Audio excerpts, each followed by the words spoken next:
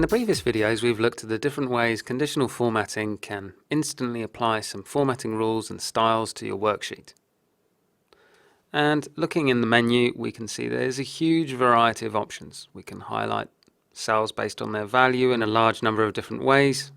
We can look at top and bottom rules. We can apply data bars, color scales, icon sets.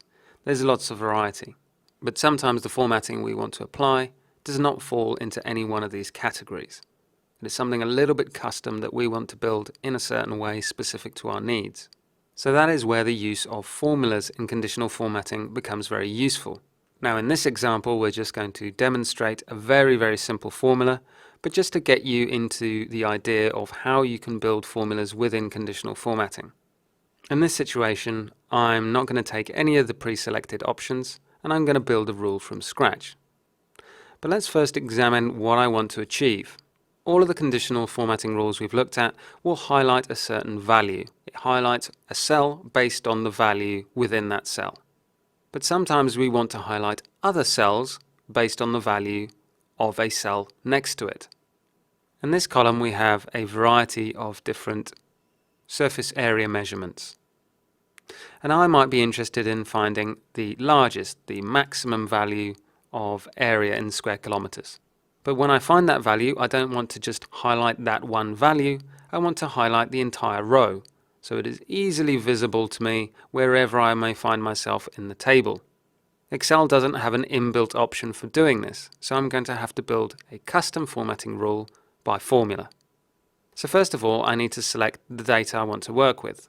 And I highlight the entire table because I want to highlight one row within the entire table. So the conditional formatting rule needs to account for the whole table. Next, I go to my conditional formatting menu and go to New Rule. As mentioned, I'm going to build a new rule completely from scratch. Once in my New Rule menu, I can access all of the stock options that are available in the drop-down. Formatting cells based on their values, top and bottom rules, and all the other ones we've already seen. In this situation, because I'm using a custom rule, I'm going to use a formula to determine which cells to format. You may have noticed that I've already added a helper column. My helper column here, all it does is check whether or not the value in this cell is the maximum value. I have a pre-calculated maximum area value at the top of my table. And this column simply tells me whether or not this row is the row with the maximum value. So let's start building our formula. Now what I want to do is use semi-relative referencing. I need to lock my check, my formula check, against this column, but I want it to vary by row. So I'm going to start by selecting the top cell of the top row, and then using F4, I'm going to lock that cell reference down to the column B, but allow the row 5, to vary as we move through the table. Now one way to build this formula could say B5 must be true. And if that condition was true, I would get a true.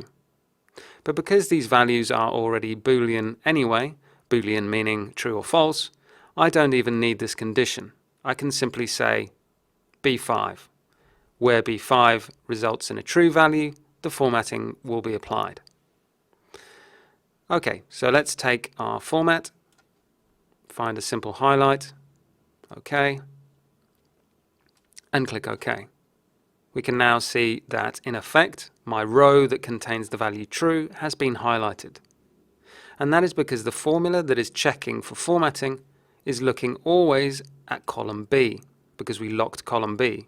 But the row was left relative, so wherever that true value was found, that would be the row that is highlighted. Just returning to the Conditional Formatting Manager, let's check that formula again. We have selected the entire table, we've chosen a format, and we've also specified when we want that value to be true. This is pretty much the most basic use of conditional formatting that we can use, but it serves as an example, a demonstration, and something to get you started with using conditional formatting with formulas.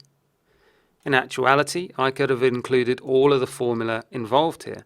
This check for true or false, even my max formula could all have been built into this rule. But that would have made the example considerably more complicated. So again, load up an example workbook and start experimenting.